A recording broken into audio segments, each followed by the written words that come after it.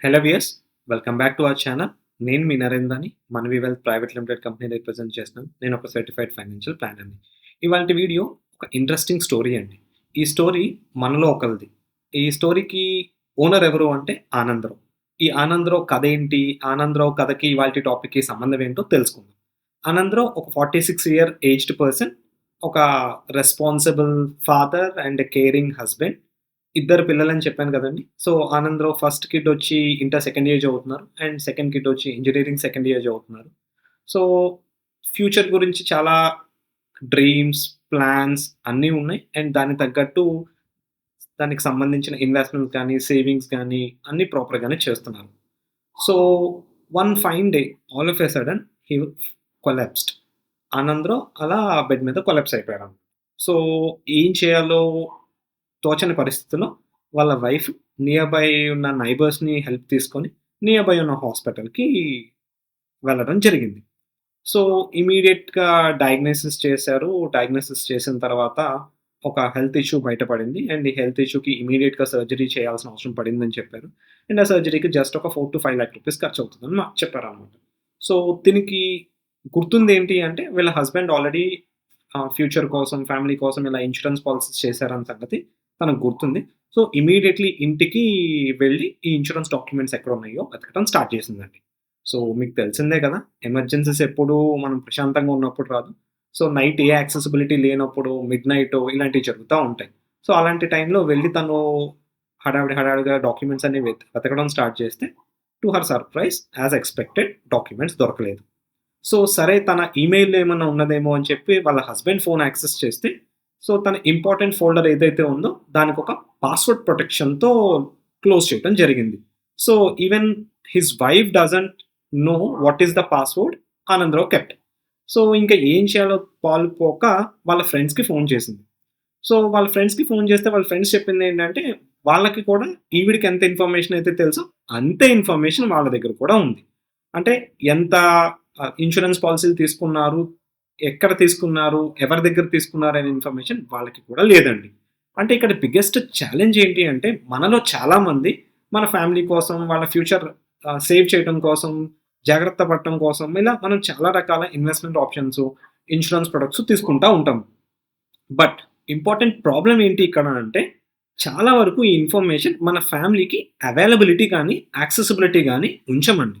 అది కావాలని చేస్తామని నేను అనను కానీ, బట్ ఏముందిలే కావాలంటే దొరుకుతది కదా! వాళ్ళకి తెలుస్తది కదా! అన్న చిన్న ఆహ్, వె వేమరపాటుతో, ఏమరపాటుతో అలా చేస్తాం జరుగుతదనమాట.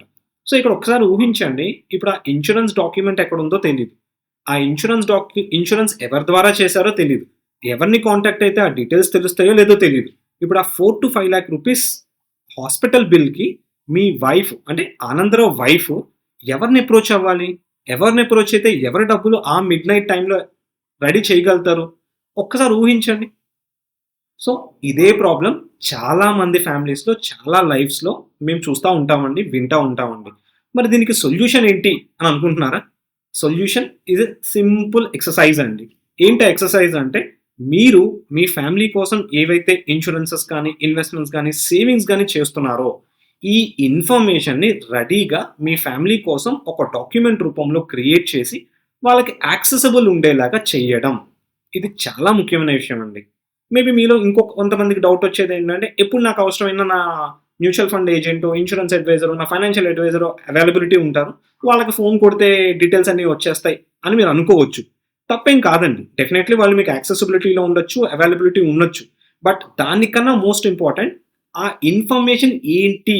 ఏం చేశాము? ఏం చేస్తున్నాము? అనే ఇన్ఫర్మేషన్ అనేది ఒక డాక్యుమెంట్ రూపంలో మీ ఫ్యామిలీకి గనక అది యాక్సెసిబిలిటీ ఇస్తే ఎలా ఉంటదో ఒక్కసారి ఊహించండి. సో, ఆ డాక్యుమెంట్‌నే మేము what my family should know అనే డాక్యుమెంట్‌తో పిలుస్తామండి దాన్ని. ఆ డాక్యుమెంట్‌ని what my family should know document అని పిలుస్తామండి. ఇంకా సింపుల్‌గా చెప్పాలంటే అదొక financial organiser or a digital financial diary అనమాట. అంటే మీ ఫ్యామిలీ కోసం మీరు ఏవేమైతే ఇన్వెస్ట్‌మెంట్స్ గానీ, సేవింగ్స్ గానీ, ఇన్స్యూరెన్సెస్ గానీ చేశారో, ఆ ఇన్ఫర్మేషన్‌ని ఒక అర్థమయ్యే ఫార్మాట్‌లో ప్రెజెంట్ చేయడమే ఈ డాక్యుమెంట్ యొక్క ముఖ్య ఉద్దేశ్యం. మీకు నేను ఈ డాక్యుమెంట్ ఎలా క్రియేట్ చేసుకోవాలో నా నెక్స్ట్ వీడియోలో నేను గైడ్ చేస్తాను. అండ్ లేదు ఒక ఫార్మాట్ మాకిస్తే మాకది హెల్ప్ అవుతుంది. దాన్ని బేస్ చేసుకొని మేము మా ఇన్ఫర్మేషన్‌ని గ్యాదర్ చేసి మా ఫ్యామిలీకి అవైలబిలిటీ పెట్టగలుగుతాము అని మీకు అనిపిస్తే గనక ఈ కామెంట్ సెక్షన్, ఈ వీడియో కింద ఉన్న కామెంట్ సెక్షన్‌లో మీ రిక్వైర్మెంట్‌ని ఒకసారి పోస్ట్ చేయండి.